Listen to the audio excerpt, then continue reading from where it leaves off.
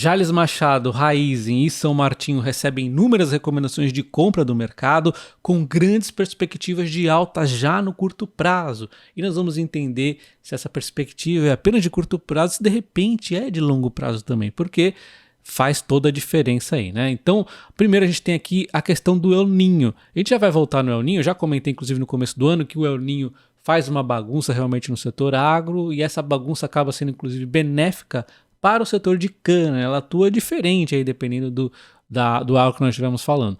Mas a grande questão aqui é que isso aqui seria um ruído de que tem mais no curto prazo e tende também a ajudar um pouco no médio.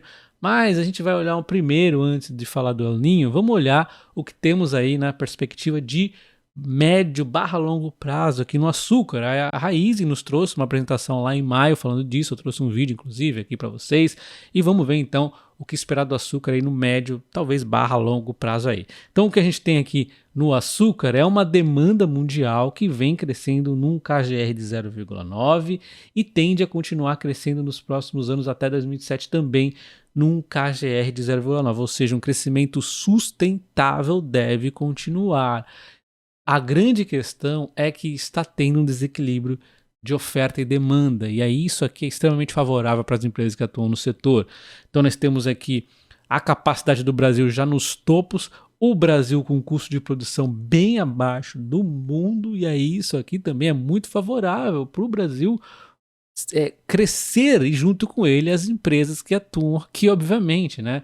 Então a gente vê aqui que o Brasil vai cada vez exportar mais, cada vez ganhar mais participação no mercado mundial, e olha só, o mercado mundial então tem um KGR de crescimento de 0,6%, enquanto a demanda vai ter um crescimento de 0,9%, ou seja, o que está ruim pode ficar ainda pior, tá? Em termos aí de longo prazo. Nós estamos falando de um ruído de curto prazo agora com a questão do El Niño, mas isso aqui nós estamos falando mais do médio/longo, né? Tem um desequilíbrio aqui que vai deixar esse açúcar a preços bem interessantes para as açucareiras, né? E aí nós temos então um açúcar que estava na baixa e de repente sobe, e não é uma subida momentânea, é uma subida que deve ser sustentada, como nós vimos, pela questão das capacidades chegando a um esgotamento e novos investimentos sendo necessários. Então, até que se atinja o equilíbrio, o açúcar não vai cair. Nós não estamos naquele questão daquela commodity que, por exemplo, deu uma disparada e aí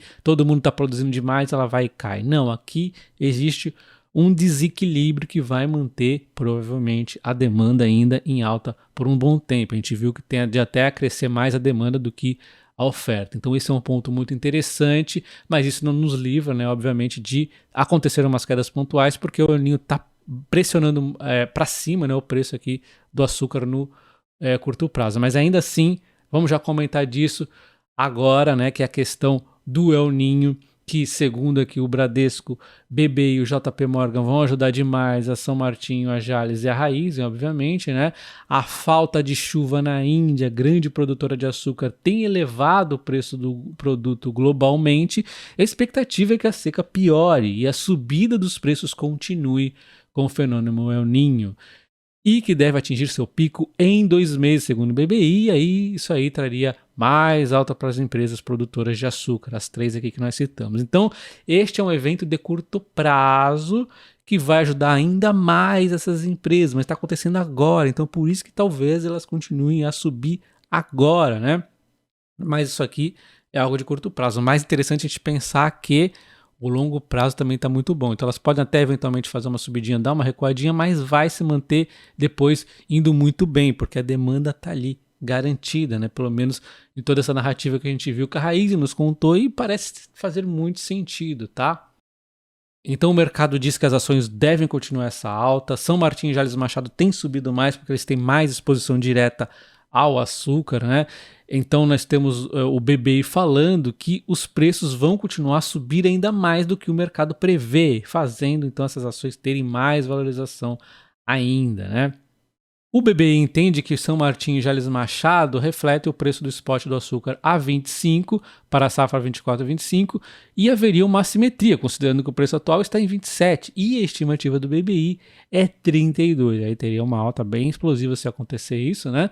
Isso então explica a manutenção da classificação de compra, né, para essas empresas. o banco considera aí ótimos nomes. Então eles acreditam que os preços do açúcar vão continuar subindo nos próximos 2 a 3 meses, melhorando as estimativas. E eles também, além das duas empresas aqui, adicionam a Raízen aqui como compra. JP Morgan diz que o impacto El Niño está sendo severo lá na Índia, outros momentos que houve deficiência de chuva superior a 20%, a inflação dos alimentos pegou lá em 1,2 pontos percentuais. Então o JP Morgan recomenda a compra para essas empresas e também classifica Camil como compra aqui.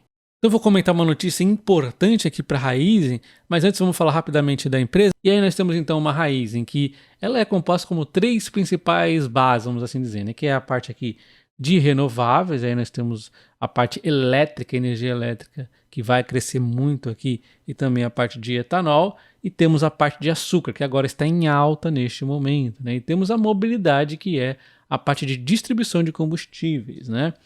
E aí nós temos então uma empresa nessas 3 principais frentes, e dentro disso tem um universo aqui dentro, é uma empresa bastante grande, né? Então é uma empresa que é mais diversificada do que a Jalles Machado, então, portanto, por isso que ela subiu menos e por isso que no curto prazo, de repente, ela pode acabar tendo um efeito de menor alta, de repente. Mas no longo prazo, a minha perspectiva é bem mais positiva. Inclusive, pelo fato dela ter subido menos, né? Ela subiu bastante, mas do fundo, né? Só que se você pegar no último ano, ela subiu menos. Isso quer dizer que ela pode também entregar uma oportunidade aí, na minha opinião, mais interessante, né? Mas é só a minha opinião, não é recomendação. Então está aqui a boa notícia, a Raízen é a primeira produtora de etanol no mundo a receber certificação para a produção do SAF, que é o etanol, aí vamos dizer, para a aviação, né? O SAF é capaz de reduzir em 80% o volume de emissões de gases de efeito estufa em comparação ao combustível fóssil de aviação. Estima-se que a demanda global por SAF atinge aproximadamente 20 milhões de metros cúbicos a 2030. Se 25% dessa demanda for atendida pela tecnologia ATJ, haverá aproximadamente 9 milhões de metros cúbicos na demanda adicional de etanol, o que representa pelo menos 10% da produção global atualmente. E eles complementam. Com a única planta de etanol certificada no mundo, temos a oportunidade de impulsionar o desenvolvimento no mercado global de SAF, atraindo interesse de países onde a sustentabilidade é fator determinante no negócio. E aí está a empresa que lá no começo do ano nos mostrava, né, a perspectiva de, no etanol, o SAF, já temos em projetos anunciados 5.000, podendo chegar aqui a 9, né, conforme nós acabamos de ver na matéria, isso aqui referente ao etanol para a aviação. Então, recentemente eu já fiz um comparativo entre Jalles Machado e Raízen, vou deixar o card aqui em cima e o link na descrição do vídeo, mas de forma resumida, a Jalles Machado ela tem aqui um pouco mais de exposição proporcionalmente ao açúcar, por exemplo, por conta da questão da empresa não ter distribuição de combustível, então ela acaba tendo forçadamente essa exposição maior, né? Mas ela tem aqui uma empresa então, que tem açúcar, etanol e tem a parte que ela chama de não commodity, como açúcar orgânicos, saneantes e derivados de levedura, que não são tão voláteis como as commodities, né? E temos aqui o que ela recebe via equivalência patrimonial, a parte de energia elétrica, que é uma exposição menor do que a Raízen tem também, mas ainda assim é um ponto interessante para a empresa. Então nós temos desde o IPO a Jalles Machado com uma alta de apenas 6%, que ela subiu e depois caiu bastante, mas no último ano uma recuperação acontecendo, uma alta de cerca de 33%. Se pegar aqui os fundos que ela chegou a bater aqui, o fundo máximo, ela já está numa alta de 48%, né?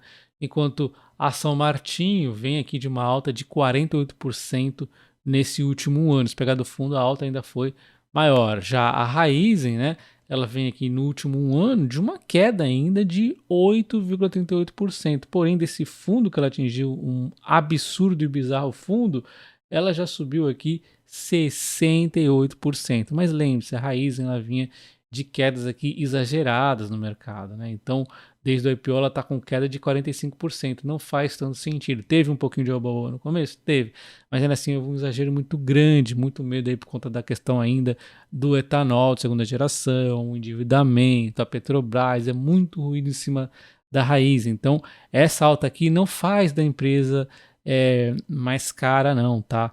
Na minha opinião, tá? Eu até havia comentado com vocês que ela nesse patamar de preço era ridículo e chegou um ponto que eu comecei a comprar a empresa e Eu estava ali me expondo na Raiz e em algum momento ia virar Cosan, né? Só que depois de ver tantos esses projetos tão legais que ela tem, já fiz vídeos exclusivos da Raiz, né? Tem muita coisa para acontecer, né? Tá na segunda geração, eu não consigo mais me ver vendendo essa empresa, então inclusive vou estar sim, por que não, buscando comprar ela mesmo aos patamares de preços hoje, né? Vou levar ela e Cosan juntas, né? Então, embora seja uma exposição aí indiretamente a Ryzen via Cosan, eu vou estar provavelmente comprando ela mais. Então vou ficar atento aí qual dá mais oportunidade em algum momento, embora minha prioridade seja a Cosan, não deixarei de comprar a Ryzen. E quem sabe, o dia que ela bater aqui essa faixa dos 3,40, vamos arredondar aqui, ó, 3,50 e poucos, aí eu vou acelerar as compras e não descarto estar comprando ela no preço que ela está agora, inclusive, que é interessante, inclusive, de 3,70 e poucos, tá? Comparar múltiplos de forma nua e crua é um pouco complicado para essas empresas, tem que fazer contas mesmo, tá? Porque senão você não vai chegar a conclusão nenhuma. Você compara os PLs, eu acho que não é muito adequado, embora isso nos mostre que a Jalles Machado está barato, não nos mostra o potencial da Raizen, né? O PVP pode ser um indicador interessante, isso também novamente nos mostra que a Jalles Machado pode estar a um bom preço, mas também não nos mostra o quão barato está a Raizen, porque o PVP dela envolve a parte de distribuição de combustíveis, e aí as métricas são diferentes, então não cabe aqui. O dividendo nos mostra que todas elas aqui podem pagar bons dividendos, mas é um case que vai ter crescimento junto, né? Em termos de endividamento, você até poderia olhar a dívida por EBITDA de forma nua e crua, mas eu não sei se é tão correto olhar dessa forma neste momento. A Raiz ela tem umas questõezinhas aí, enfim, não vem à parte agora, ao ponto agora, mas nós vemos aqui que nesse cenário ela estaria menos endividada, porém, eu acho que faz mais sentido talvez você olhar a dívida para o patrimônio líquido, seria uma forma adicional de olhar. Nesse cenário a gente vê que a Raiz realmente tem uma dívida maior, por isso também tende a se beneficiar melhor da queda da Selic, né? E tende também a ter mais crescimento à frente. Enquanto a gente olha a dívida por EBIT, também seria interessante a gente ver, olha só, que ela está com uma dívida um pouco maior, todas aqui têm alguma dívida, todas têm algum crescimento acontecendo, e a Raizen, o maior crescimento na minha opinião, um pouco maior a dívida também, e um dividendo surpreendentemente bom para uma empresa nesse cenário e um lucro que vai melhorar bastante, enquanto os múltiplos parecem ser interessantes, e a Jalles já mostra números interessantes e mostra também um crescimento aqui, aproveitando-se muito bem da questão do açúcar, caso esse açúcar se mantenha a bons preços. Então ficou bem nítido que todas são interessantes. A Jalles Machado e a São Martinho, elas dependem um pouco mais de açúcar. Se o açúcar decepcionar por elas terem subido, pode ser que as cotações decepcionem mais do que no caso aqui da Raizen, que é mais diversificada. Deixa lá aqui no vídeo e comenta se você tem algumas das três empresas e não se esqueça de se inscrever no canal. Um abraço, até o próximo. Valeu!